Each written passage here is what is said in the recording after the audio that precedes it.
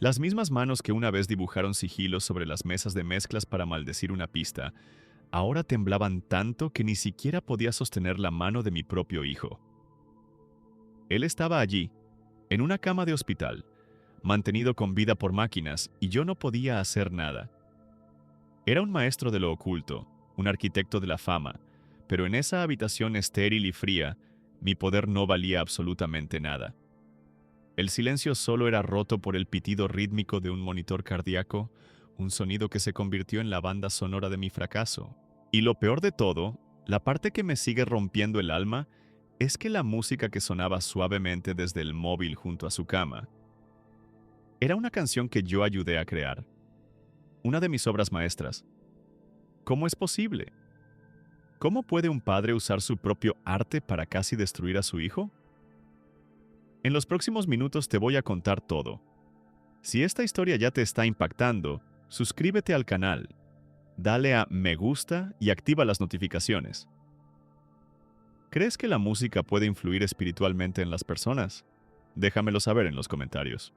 Esa escena en la UCI con mi hijo de 15 años luchando por su vida fue el punto más bajo de mi existencia.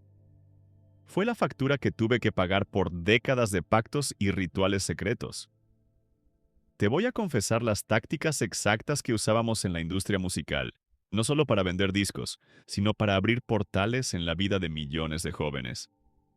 Voy a admitir cómo convertimos las melodías en armas espirituales.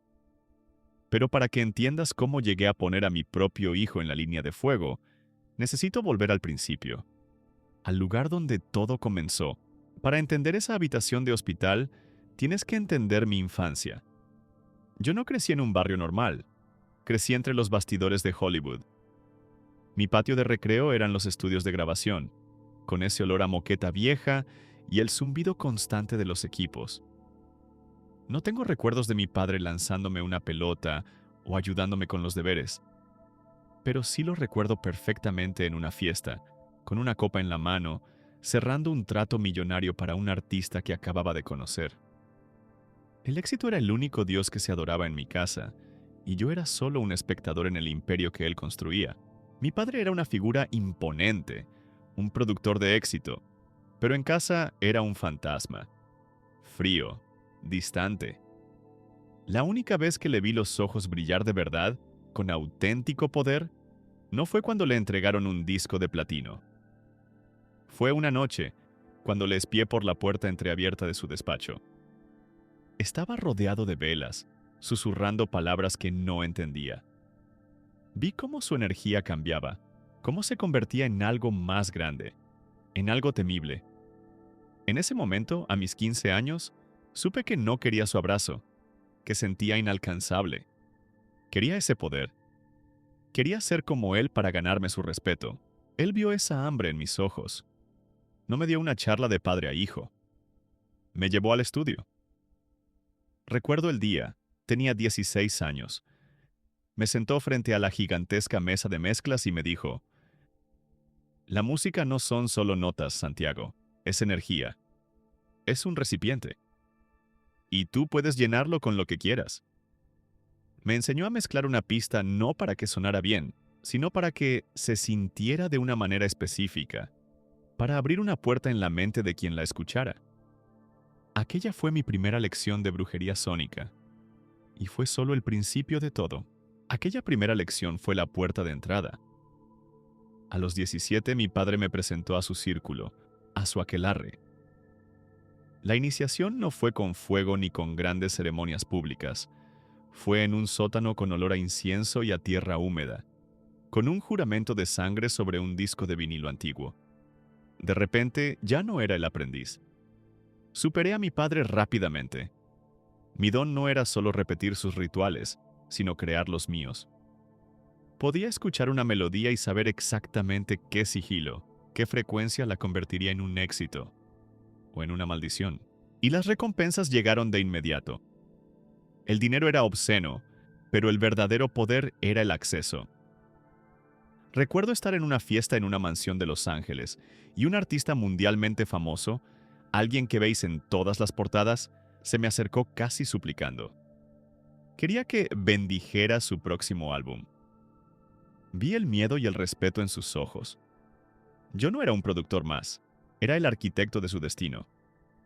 Podía levantar a un desconocido al estrellato o hundir una carrera con un susurro en el oído correcto. Esa sensación era mi droga, mi confirmación. Pero empecé a ver las grietas.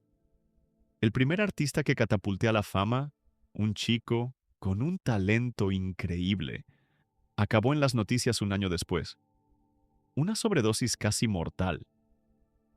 Luego una cantante, cuya carrera salvé de la ruina, tuvo una crisis nerviosa pública tan grave que nunca volvió a cantar. Cuando pregunté en el aquelarre se rieron. Es el precio de la fama, Santiago, me decían.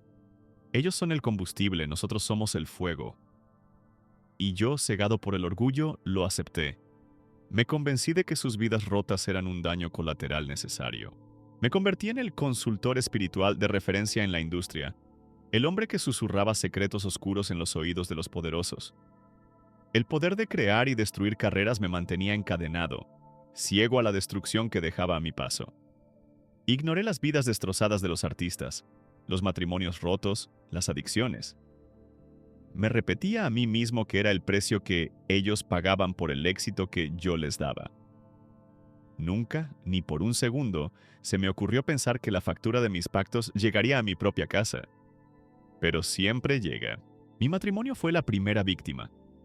Recuerdo la noche en que mi mujer hizo las maletas.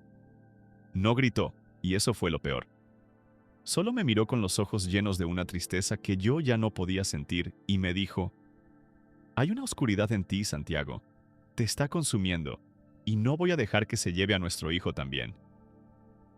Y yo no hice nada. La vi irse con mi pequeño, y una parte de mí se sintió aliviada. Pensé que eran una distracción de mi verdadero poder. Fui un completo necio, pero la casa nunca se quedó vacía. Las entidades que servía se convirtieron en mis compañeras de piso. Oía susurros en mitad de la noche, promesas de más poder mezcladas con burlas. Veía sombras moverse por el rabillo del ojo, figuras altas y delgadas que desaparecían cuando me giraba. Tenía el poder para hacer millonario a un artista con una llamada, pero en mi propia mansión vivía aterrorizado, saltando con cada crujido del suelo. Era un rey en el estudio y un prisionero en mi propia casa, y no había barrotes que pudiera romper. Esa frialdad se extendió a todo. Veía a los millones de fans no como personas, sino como baterías, fuentes de energía para los rituales. Cada me gusta, cada reproducción, era una ofrenda. Intenté parar, ¿sabes? Un par de veces. La primera vez, un artista con el que trabajaba tuvo un accidente casi fatal. La segunda, recibí una llamada anónima describiendo la ruta que mi hijo tomaba para ir al colegio. El mensaje era claro: no te perteneces, eres nuestro. Y yo volví a obedecer, hundiéndome más en el fango, porque el miedo era más fuerte que mi conciencia. Y entonces llegó la llamada que lo quemó todo. La voz de mi exmujer, rota por el pánico. Es nuestro hijo. Ha intentado quitarse la vida. El mundo se detuvo. Cuando llegué a la UCI el 14 de octubre de 2019, vi a mi niño de 15 años conectado a máquinas. ¿Y sabes qué fue lo que me destrozó? Estaba obsesionado con un artista oscuro, rebelde, uno de mis mayores éxitos. Un artista que yo mismo había creado, cuya música había sido diseñada para abrir exactamente este tipo de puertas. Mi propia magia, mi propio poder, había vuelto para devorar a mi hijo. Pasaron los días en ese hospital, un infierno blanco y estéril. No comía, no dormía. Solo miraba el monitor, escuchando el pitido que marcaba el pulso de mi fracaso. Intenté un ritual allí mismo, en el baño, susurrando los nombres que antes me daban poder. Pero no sentí nada. El vacío. Las entidades a las que había servido se reían de mí en silencio. Fue entonces cuando un hombre mayor, con la paz en los ojos y una placa que decía «Capellán Marcos», se acercó. No me sermoneó. Solo me preguntó con una voz amable: «¿Puedo sentarme contigo?». Y nos quedamos allí, en silencio, durante casi una hora. Finalmente, el pastor Marcos se giró hacia mí y dijo algo que lo cambió todo. Hay un poder más grande que el que hizo esto. Hay un nombre que puede romper toda cadena. ¿Me permites orar por tu hijo? Yo ya no tenía nada que perder. Estaba en el fondo del abismo, así que asentí con la cabeza, sin poder hablar. Él no gritó ni hizo un espectáculo. Simplemente puso una mano en mi hombro y comenzó a orar con una voz suave pero firme. Y en ese instante sentí como el aire helado de la UCI se volvía cálido, como si el sol entrara por una ventana inexistente. Fue entonces cuando lo sentí. Una presión física, un peso que llevaba años aplastándome el pecho, empezó a levantarse. Era como si unas manos invisibles me estuvieran quitando una armadura de plomo. Y en medio de ese alivio, oí una voz. No con mis oídos, sino dentro de mi alma, más clara que cualquier sonido que hubiera producido en un estudio. La voz dijo, «Yo soy el que da la vida, no el que la quita». En ese momento algo dentro de mí se rompió. Un sollozo, un sonido animal y profundo que no había hecho desde niño, brotó de mi garganta y me derrumbé en la silla. Lloré sin control, allí mismo, en la sala de espera. Y entre lágrimas, se lo conté todo a ese desconocido. Le confesé los rituales, el aquelarre, los pactos de sangre sobre discos de vinilo, las frecuencias que usábamos para abrir portales en la mente de los jóvenes. Le admití, por primera vez en voz alta, que yo era un monstruo, que mi propio poder, mi propio orgullo, era la razón por la que mi hijo estaba luchando por su vida en la habitación de al lado. ¿Y el pastor Marcos? Él simplemente escuchó, sin una pizca de juicio en su mirada, solo compasión. Aquella noche fue la primera vez que dormí en días. Cuando desperté, el sol entraba por la ventana del hospital, y por primera vez no sentí el peso de la oscuridad sobre mí. El miedo seguía ahí, pero ahora había algo más. Una pequeña llama de esperanza. Sabía que la batalla no había terminado. De hecho, acababa de empezar. Al confesarle todo al pastor Marcos, no solo había admitido mi culpa, sino que le había declarado la guerra a mis antiguos amos. Si mi historia te está tocando, dale a me gusta. Y cuéntame en los comentarios si alguna vez has sentido una presencia espiritual en un momento de desesperación. Al sentarme allí con el pastor Marcos, las piezas del puzzle infernal que yo había construido comenzaron a encajar. Y entendí el cómo. No hacíamos solo música, creábamos llaves sónicas. Utilizábamos frecuencias de bajo específicas, casi inaudibles y sonidos binaurales ocultos bajo la melodía. No los oyes con los oídos, los sientes. Están diseñados en rituales para saltarse tu mente crítica y abrir tu subconsciente, dejándote vulnerable. Y entonces venían las letras, nuestros hechizos. A veces era rebelión abierta, pero lo más peligroso era lo sutil. Canciones sobre el universo o el poder interior. Trampas perfectas para que los jóvenes cristianos las aceptaran, reemplazando poco a poco a Jesús con engaños de la nueva era. Los videoclips eran nuestros rituales más sagrados. Cada detalle era un marcador espiritual. Incrustábamos sigilos en el fondo, gestos con las manos que parecían casuales, numerología como el 33, imágenes de Baphomet o Isis. Cada vez que un joven veía ese vídeo, estaba participando en un micro ritual sin saberlo, abriendo una puerta de influencia en su propia casa. Y en el centro estaba el artista. Buscábamos a los que estaban rotos por dentro. El rechazo, el abuso, el hambre de fama. Esas heridas los convertían en recipientes perfectos. A algunos les asignábamos entidades demoníacas. Los fans no adoraban a una persona. Estaban adorando, sin saberlo, al demonio que movía los hilos. Al entender todo esto, mi vida anterior se convirtió en una película de terror.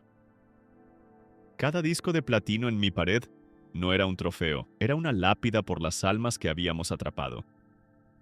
La revelación más brutal fue la de los portales. No solo había vendido música, había vendido invitaciones para que el infierno entrara en millones de hogares, incluido el mío. Mi hijo no se había obsesionado con un artista. Se había conectado con la entidad que yo le había asignado. Yo mismo construí el puente. Creía que confesar y aceptar a Cristo era el final de la batalla. ¡Qué ingenuo fui! En realidad solo era el principio, porque cuando le declaras la guerra a tus antiguos amos, ellos vienen a por ti con todo. Creía que confesar y aceptar a Cristo era el final de la batalla, la línea de meta. ¡Qué ingenuo fui! Las primeras semanas en casa fueron un auténtico infierno. Tenía pesadillas tan reales que me despertaba gritando, con el olor del incienso del aquelarre todavía en la nariz. Veía figuras oscuras, altas y delgadas, paradas en el umbral de mi puerta por la noche. Oía la voz de mi antiguo maestro en mi cabeza, suave como la seda, tentándome. «Vuelve, Santiago. Sabes que este no es tu sitio». Solo se detuvo cuando el pastor Marcos y 3 hombres de su iglesia pasaron un día entero en mi casa, orando en cada habitación y guiándome para renunciar en voz alta a cada pacto que había hecho. Pero el enemigo no solo ataca en lo espiritual. Mis antiguos socios no me dejaron ir tan fácilmente. La primera llamada fue casi amable. «Te echamos de menos, Santiago. Hay un nuevo proyecto, millones en juego». Cuando me negué, el tono cambió. La siguiente llamada fue solo una frase. «Sabemos en qué hospital está tu hijo». El frío que sentí en ese momento fue peor que cualquier demonio. Tuve que cortar todos los lazos. Cambié de número de teléfono. En cuanto le dieron el alta a mi hijo, nos mudamos a un pequeño piso al otro lado de la ciudad, dejando atrás la mansión y todo lo demás. Aprendí a cerrar la puerta con llave y a orar por un cerrojo celestial. Y luego estaba la batalla más dura de todas, la que libraba dentro de mi propia casa. Mi hijo volvió, sí, pero no era él. El chico que se fue era vibrante. El que volvió tenía la mirada vacía, llena de una rabia silenciosa que no sabía cómo expresar. La verdadera guerra no fue contra las sombras en la pared, sino por el alma de mi hijo en la mesa de la cocina. Hubo meses de silencio, de portazos, de terapia familiar donde apenas hablaba. Noches en las que me sentaba fuera de su cuarto, escuchándole llorar, y sentía que mi corazón se rompía en 1000 pedazos. Fue la batalla más lenta y dolorosa, ganada no con poder, sino con paciencia. Así que sí, enfrenté 3 guerras a la vez. Una guerra demoníaca por mi hogar, una guerra física contra el aquelarre y una guerra emocional por el corazón de mi hijo. Hubo días en los que la tentación de volver al poder, a la vida fácil, era casi insoportable. Recaí en la desesperación más de una vez, gritándole a Dios en mi coche, preguntándole por qué era tan difícil. Pero cada vez me levantaba aferrándome a la promesa de esa voz en el hospital. No fue una victoria limpia ni rápida. Pasaron casi 2 años. 2 años de lucha constante hasta que la paz finalmente comenzó a sentirse más real que la guerra. Hoy mi vida no se parece en nada a la de antes. El hombre que susurraba secretos oscuros en los oídos de los famosos ya no existe. Antes mi poder residía en ocultar mensajes en la música. Ahora mi única misión es exponerlos. No tengo una mansión ni un séquito de artistas suplicando mi atención. Vivo en un piso normal, en un barrio tranquilo. Cambié las mesas de mezclas por una mesa de cocina donde estudio la Biblia. He pasado de ser un arquitecto del engaño a, con suerte, un simple obrero de la verdad, advirtiendo a otros del peligro que yo mismo ayudé a construir. Antes medía el éxito en discos de platino y en la cantidad de jóvenes que podía influenciar. Era un poder vacío, un poder sobre millones de desconocidos que me costó a mi único hijo. Hoy, mi mayor tesoro es verle sonreír. Nuestra relación no se sanó de la noche a la mañana. Fue un camino largo, lleno de terapia, paciencia y mucha oración. Mi matrimonio no se restauró. Esa fue una de las cicatrices que quedaron. Pero mi exmujer y yo ahora somos un equipo, unidos para proteger a nuestro hijo. He cambiado el poder sobre las masas por el privilegio de ser el padre de uno. Mi casa ya no es una prisión. Las sombras y los susurros se fueron el día que la llenamos de oración. Antes, el silencio era aterrador, porque las entidades lo llenaban. Ahora, el silencio es paz. La música que suena en mi casa ya no es la banda sonora del infierno que yo producía. Ahora solo escuchamos alabanzas, Es, como dice la Biblia, la única frecuencia que trae verdadera paz a mi espíritu. He recuperado la capacidad de sentir. Ya no veo a las personas como baterías de energía, sino como almas por las que Cristo murió. Y eso lo cambia todo. Pero no creas que todo es perfecto. Las cicatrices siguen ahí. Todavía tengo pesadillas a veces. No puedo escuchar la radio sin analizar las letras y las frecuencias. Es una deformación profesional que se ha convertido en una carga. El enemigo no se olvida de los que se escapan de su campamento. La lucha es diaria. Pero ahora sé de qué lado estoy.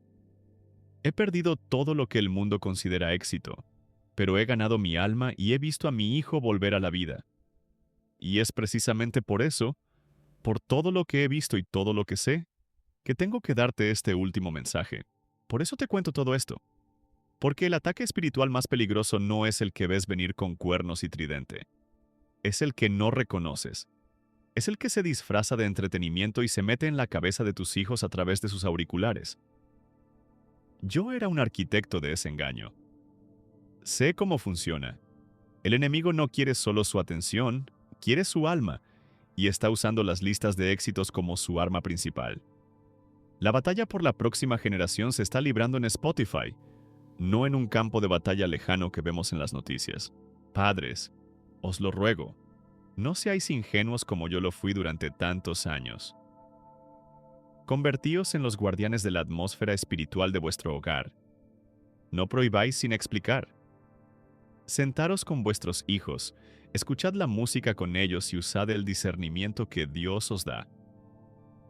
Como dice la Biblia en 1 Juan 4:1, probad los espíritus para ver si son de Dios. Llenad vuestra casa con la frecuencia del cielo con alabanza, tan alto que la frecuencia del infierno simplemente no encuentre un lugar donde aterrizar. No cometáis mi error. Y a ti, joven, que sientes esa atracción por lo oscuro, esa tristeza que se queda cuando la canción termina. Eso no es arte, es tu espíritu gritando que algo va mal. Sé lo que se siente porque yo lo diseñé.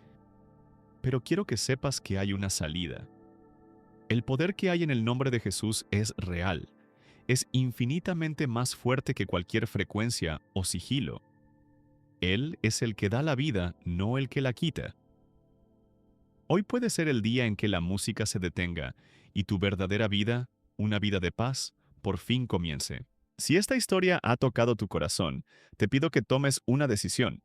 Y si quieres más testimonios como este, suscríbete al canal y activa las notificaciones.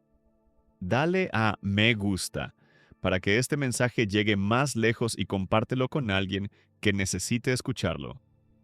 Déjame un comentario con tu historia o una petición de oración. Las mismas manos que una vez dibujaron símbolos de muerte para maldecir una canción, ahora las levanto para orar por ti. Y lo más importante, ahora pueden sostener la mano de mi hijo en paz.